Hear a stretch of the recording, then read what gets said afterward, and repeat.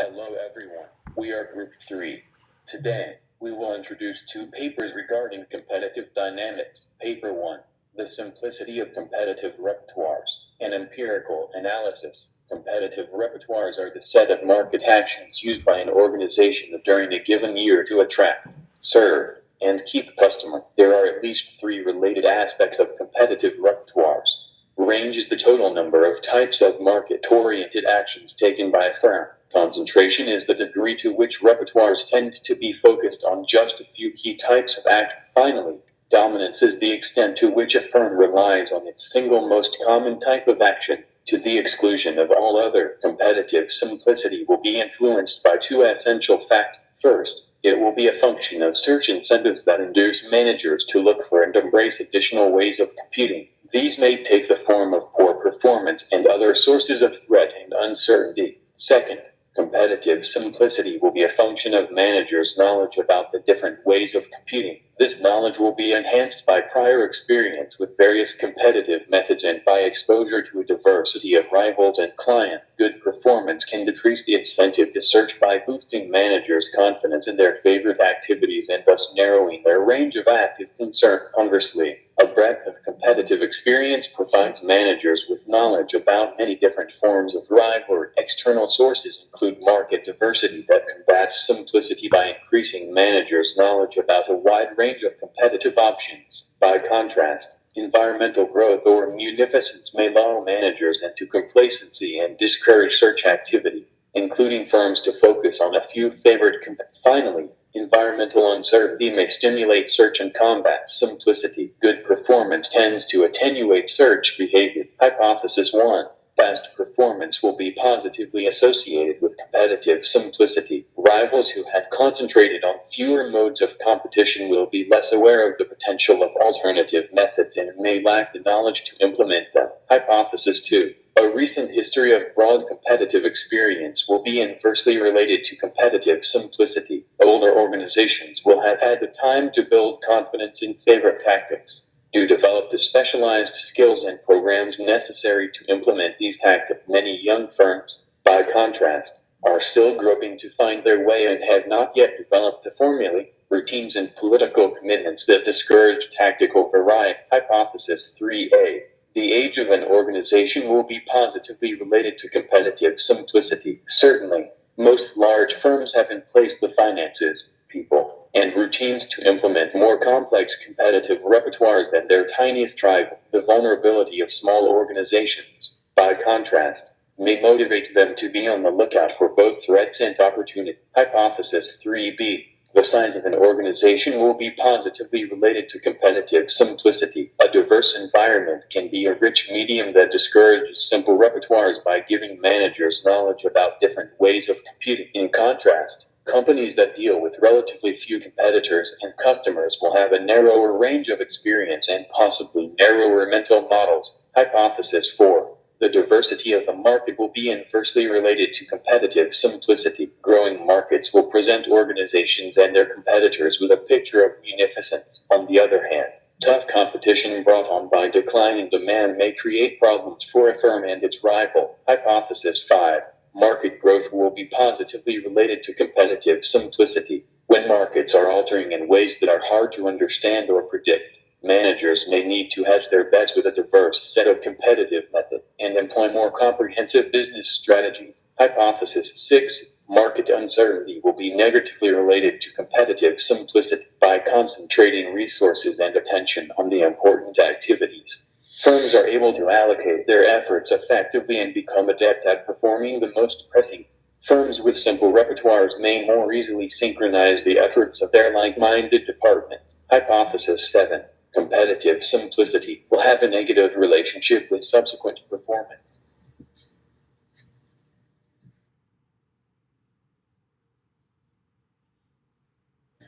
Because change is constant, simple or narrow repertoires that are on target this year almost certainly will become outdated in the next. Firms that compete mostly on the basis of price, for example, may soon become irrelevant when new rivals attract customers with better service. Hypothesis 8. Market uncertainty will moderate the relationship between competitive simplicity and performance. Especially, simplicity will be more damaging to performance during times of uncertainty than during more placid intervals. Diverse markets also may make it hard for managers to determine the exact sources of success, and thus they discourage narrow repertoire. On the other hand, companies that cater to more specialized market segments may be able to rely on fewer kinds of competitive action. Hypothesis 9. Market diversity will moderate the relationship between competitive simplicity and performance. Especially, simplicity will be more damaging to performance in companies facing a diversity of customers and rivals than to those facing less such diversity. Market growth creates new and unanticipated opportunities which may best be seized by firms cultivating a wide variety of appeals. Market decline, on the other hand, may require simple repertoire. Hypothesis 10.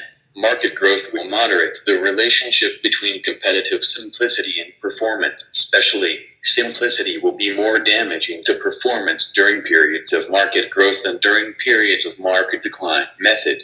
The scope of our initial database and our final sample was determined by our notions of markets and competition. The aims of the study demanded that we concentrate only on those carriers that competed against one another nationwide and that we exclude regionally based airlines, whose distinctive markets might skew their competitive repertoires. Method of structured content analysis were used to identify and classify these moves. The total sample of this study consisted of 891 actions consistent with our threefold conceptualization of competitive simplicity. They used three related indexes to measure it: a range or R index, a concentration or C index, and a dominance or D index. The robustness of the indexes was established by varying their composition by altering the types of decisions included. In order to establish the robustness of their findings, they reran every analysis after having dropped these two decisions from all of their index. Breadth of experiences was measured by the number of types of decisions reported in the preceding year. Market diversity was assessed by the number of segments and actors in an airline's market environment. Market growth is an important indicator of environmental munificence.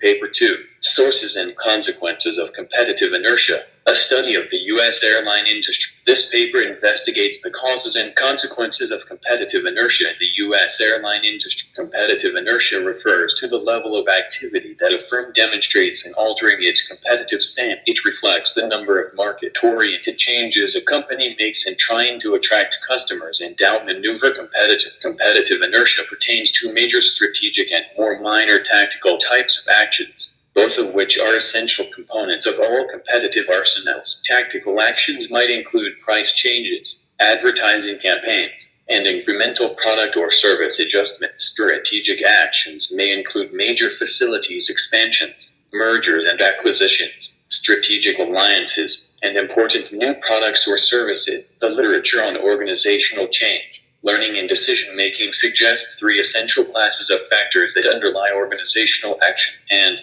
hence, first is the incentive to act, the motivational component of action discussed mostly by political decision theorists and scholars of managerial attributes. Second is the awareness of action requirements and alternatives, the knowledge component of action discussed by most learning theory. Third are the constraints on managerial action, the capability component of action discussed by writers on organizational change, structure, and momentum. Inertia may be influenced by the constraints on action caused by bureaucratic rigidity, insularity, and institutional networks, which tend to be related to a company's agent size. There are several reasons why good performance may give rise to inertia. First, reinforcements, rewards and punishments. Good performance induces managers to believe that they have gotten it right.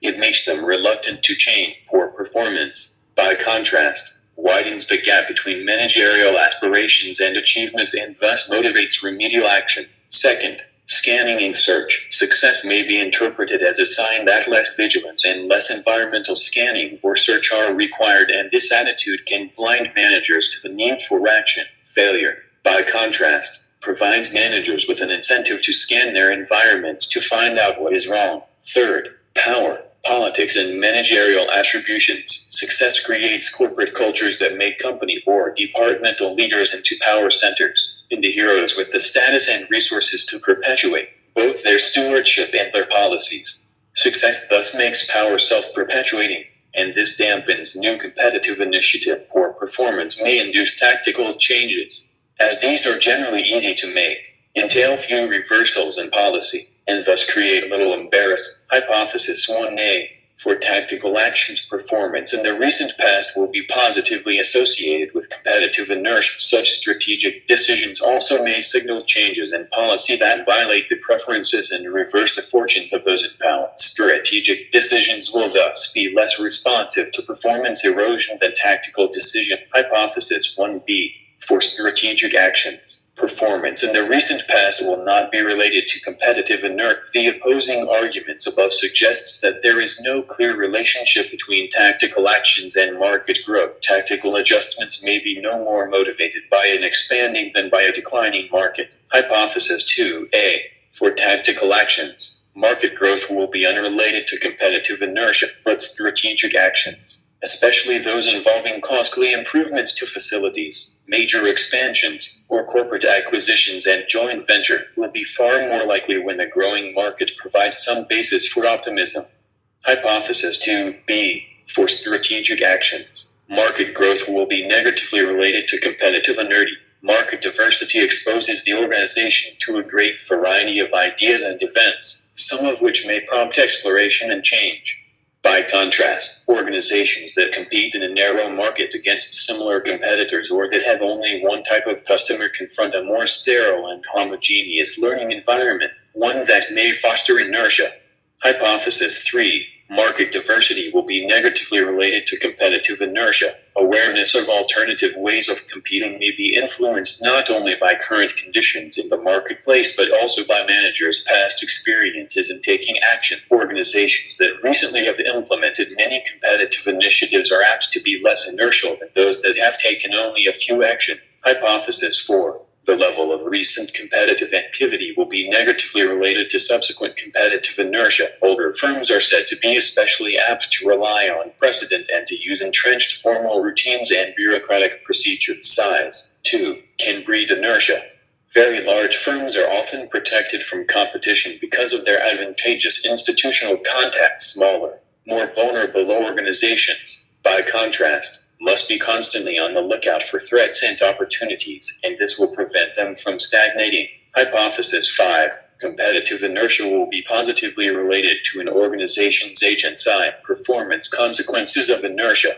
Inertia minimizes the chances that a superabundance of competitive assaults will needlessly provoke costly retaliation from rivals. In short, competitive inertia may save costs, avoid disturbing customers and rivals, and help managers capitalize on their greatest strength. Hypothesis 6. In the short run, competitive inertia will be associated with superior performance. Conversely, firms that confront the homogeneous set of demands from clients and competitors may benefit from an economical repertoire of market diversity, as represented by the multifacetedness of markets and competitors. May moderate the relationship between inertia and market diversity will erode performance. Hypothesis 7. The interaction between market diversity and competitive inertia. Method.